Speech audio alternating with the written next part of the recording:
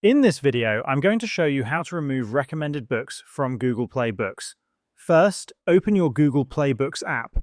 One important thing to note is that you cannot completely remove all the books at once from your homepage. However, you can remove the specific books that you don't want to see.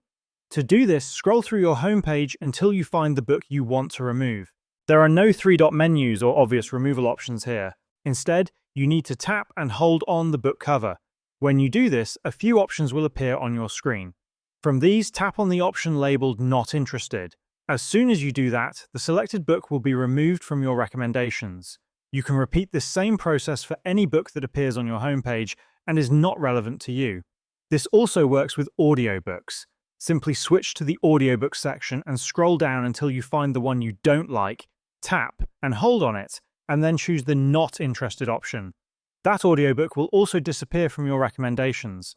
By doing this consistently, you can keep your homepage feed more personalized and free of books you don't want to see.